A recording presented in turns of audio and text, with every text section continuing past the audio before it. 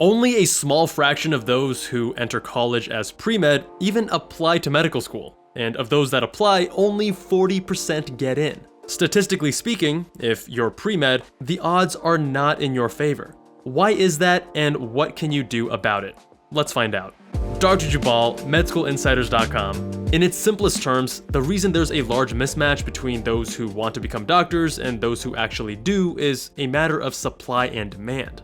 A large part of this disconnect is due to popular culture narratives and stereotypes of what it means to be a doctor. There's a huge number of students that want to become doctors, in large part because of this mismatch between expectations and reality. There are a few categories responsible for this draw and broad appeal. The first category is the status, respect, and prestige one associates with being a physician. Sure, you'll get some level of recognition for the hard work you've put in, but how much does that actually mean at the end of the day? Particularly in certain cultures, parental pressure is a significant factor in a student choosing the path of medicine. Comment below if you know what I mean. Parents want the best for their kids and have the best intentions. They genuinely think pushing you to medicine is good, and maybe they even get a bit of an ego boost from knowing their child became a successful doctor. But you are your own person, and you should pursue the career path most appealing to you. While money is not everything, it's an important consideration that's unfortunately deemed taboo to even talk about. If you aren't okay struggling paycheck to paycheck, then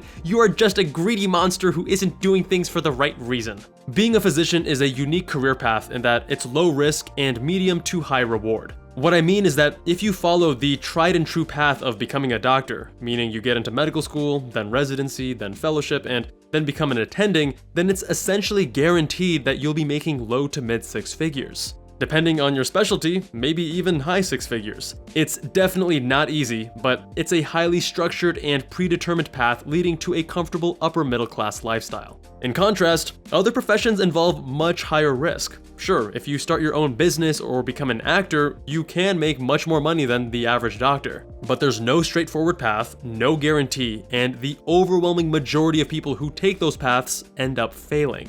Don't get me wrong, medicine is an awesome profession, but it's far from perfect. Those who initially have an idealized view of what it means to be a physician realize the truth at some point. I do my best on this channel to give you the reality of medicine, not to discourage you, but to portray the truth so that you can decide if it's what you want to actually do. The other half of the equation is the low supply of training positions to become a doctor. But we have a physician shortage in America and a surplus of people wanting to become doctors, so why don't they just open more positions?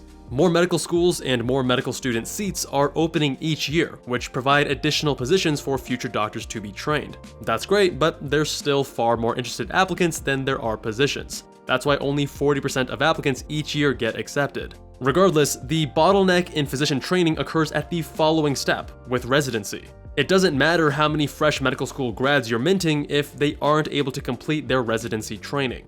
Residency positions in the United States are funded by Medicare. Therefore, to increase the number of practicing doctors, you need to increase Medicare funding. Unfortunately, calls to increase Medicare spending to fund new residency slots is usually met with deaf ears on both sides of the aisle. Funding hasn't increased since 1997.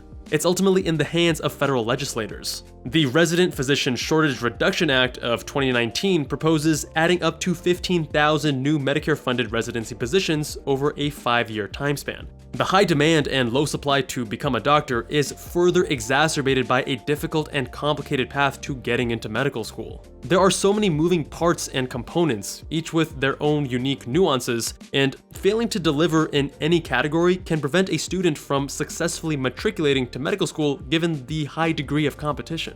There's the pre-med coursework, including weeder courses like organic chemistry, research, extracurriculars, including volunteering, shadowing, and clinical experience, letters of recommendation, and that's before you even get to the actual application. The question then arises if these are even good metrics or standards for pre-meds to strive toward. Many of these guidelines and requirements were implemented with the best of intentions, but when deciding who is best suited to be a physician, these are simply markers, not perfectly accurate indicators. It's only natural with the competitive nature of medical school applications for these elements to be further warped. In the past, being a well-rounded applicant with reasonably strong academic performance was enough. But nowadays, with everyone trying to outcompete one another, you have to worry about not only getting straight A's and crushing your MCAT, but also the number of publications you pump out, having sufficient volunteering, shadowing, and clinical experience, and impressing adcoms with your unique qualities. Countless students, seeking help in an increasingly confusing pre-med application process, turn to a checklist mentality. To get into medical school, they think they must check the box for various requirements. 3.7 GPA? Check. 40 hours of shadowing? Check. As a result, they become a cookie-cutter pre-med just like many others who lack a unique narrative or perspective. They lose the human element of what makes them unique. Becoming a good physician isn't just about proving your academic abilities or getting exposure to medicine, but about developing yourself as a person. Have you learned humility, compassion, work ethic, resilience? Have you challenged yourself and overcome obstacles? You're so much more than just a pre-med. You're a person first, and getting in touch with that will make you a better physician in the end. And if you're the first person in your family to go into medicine, just as I was, you'll need to be resourceful to find others on your own to help guide you down that path. I wasn't sure I wanted to be a doctor until I was diagnosed with IBD during my first year of college. It ignited a fire within me to stop at nothing to become the best gastroenterologist I could be. I worked my tail off, brute forced it, and I would stop at nothing. I was consistently trying to become more efficient, effective, study better, and I didn't know how to slow down. I absorbed everything I could from everyone I met. I was so hardcore, I even secured a research position during my freshman year in a lab researching IBD models in mice. I still made mistakes though, and I wish I had a mentor to guide me through the process. I relied too heavily on online resources like SDN or Reddit and my peers. I was too naive to realize that much of the chatter on these online resources is an echo chamber, where pre-meds repeat what they've heard elsewhere. While these were moderately useful resources that got me 80% there, I wish I had a trusted guide to take me the other 20%.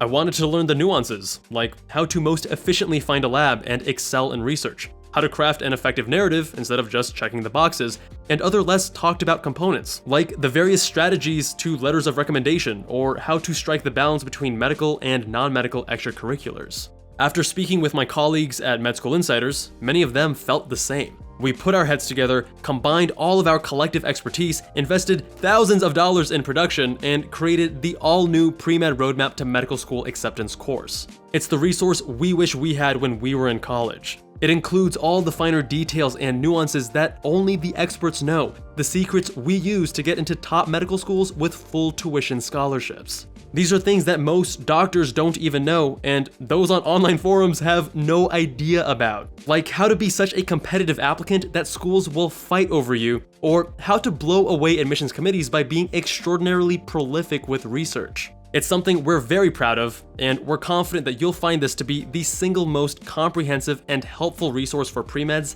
anywhere. If you don't, we offer a 30-day 100% money-back guarantee.